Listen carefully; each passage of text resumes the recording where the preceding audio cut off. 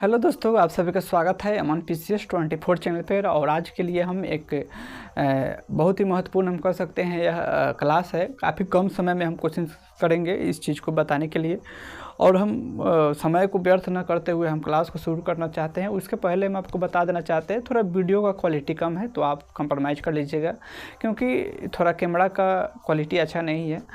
तो कोशिश करेंगे कि हम ज़्यादा बोल कर ही आपको बता दें, इसलिए हमने बोर्ड पर ज़्यादा कुछ नहीं लिखा है, इसलिए आप थोड़ा इसको आप देख लीजिएगा। बाकी जो भी अगर कुछ इस वीडियो में कुछ त्रुटि होता है तो आप हमें कमेंट के माध्यम से बताइए, उसको हम सुधार करने का प्रयास करेंगे।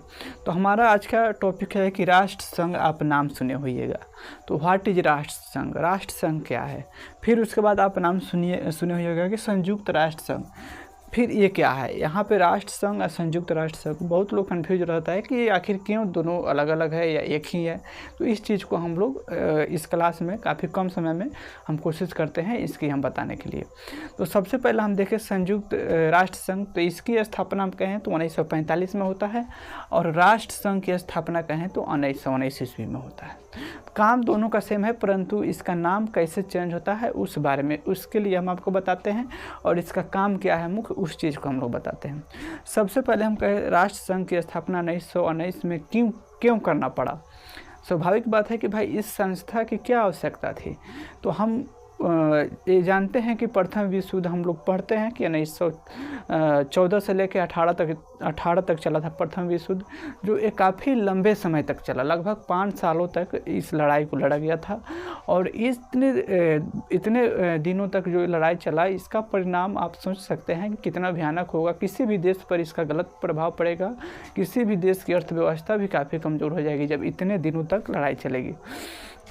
तो उसी लड़ाई को देखकर अमेरिका ने सोचा कि इतने लंबा युद्ध ना हो किसी भी देश में। इसी तरह अगर हम युद्ध लड़ते रहें तो पूरा विश्व तबाह हो जाएगा। तो उसने एक संस्था को बनाया कि इस संस्था को काम रहेगा कि कोई भी देश अगर गलत करता है तो उसको दंड देने का अधिकार इस संस्था के पास होगा। इस संस्था में न्याय जैसी पूरी व्यवस्थाएँ रहेगी, इसमें जज भी रहेगी, जजमेंट भी होगा, इस तमाम चीज़ इसमें रहेगा। जिस तरह आज हमारे देश में कहीं कुछ होता है तो उसके लिए न्यायालय बनाया गया है। आप कल्पना कर सकते हैं कि उसी तरह की यह सिस्टम थी, यानी ये पूरे विश्व के लिए ये था। पूरा जितने भी देश से था, अगर कहीं भी कोई देश बदमाशी करता है तो इसके पास पावर था कि उसको बुलाकर कुछ उसको दंड दे सकते हैं जो दोषी है। तो इसके लिए यह संस्था बना था कि जो भी हम प्रथम विश्व युद्ध में हम गलतियाँ की, वैसी गलतियाँ फिर दोबारा कभी नहीं हो।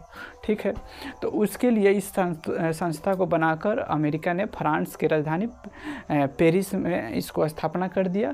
फिर पहले जैसे लोग जी रहा था वैसे लोग जीने लगा। ऐसे चलते गया कुछ दिनों तक। फिर आप जानते हैं कि सेकेंड वर्ल्ड वार जो कि 1939 में फिर प्रारंभ हो जाता है। तो इसकी कुछ असफलताएँ थी, तो उसकी हम अगले वीडियो में चर्चा करेंगे कि क्या कारण था कि राष्ट्र संघ असफल हो गया और फिर द्वितीय विश्व युद्ध शुरू हो गया। तो उसको हम लोग नेक्स्ट वीडियो में देखेंगे। अभी हम ये बताते हैं कि जो संयुक्त राष्ट्र था, यहाँ पे राष्ट्र संघ था, उसको संयुक्त राष्ट्र में अब किस तरह बदलता है।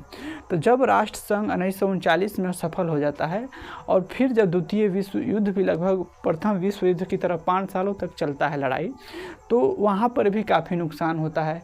और फिर वहाँ पर अमेरिका सोचता है कि राष्ट्र संघ तो मूलतः असफल हो गया, क्योंकि अगर यह सही से वर्क करता तो शायद इतने बड़ा लड़ाई फिर दोबारा नहीं होता।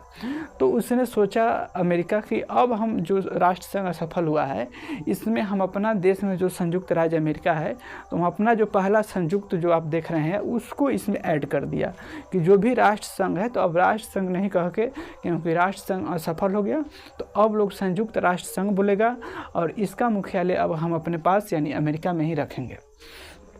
ठीक है, और अमेरिका ही अपने पास इसका मुख्यालय रखा, और अमेरिका भी इस संयुक्त राष्ट्र संघ का मेंबर बनता है, और खुद अब निगरानी करता है कि अब की बार कोई देश भी किसी देश पर अगर गलत करता है या फिर किसी तरह अगर लड़ाई अगर करने की शुरुआत करता है, तो उसको हम लोग दंड देने का काम करेंगे।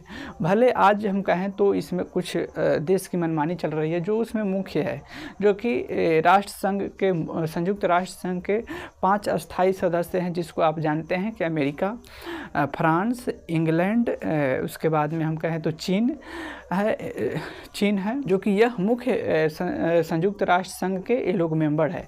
और इन्हीं देशों के बीच यह संस्था सिमट गया है, जिसकी वजह से आज के समय में आप देख रहे होंगे कि बहुत जगह भी ऐसी स्थिति बनती जा रही है, जिसे फिर लगता है कि फिर जो सेकेंड वर्ल्ड वार हो गया है, अब तीसरा वर्ल्ड वार में ना बदल जाए।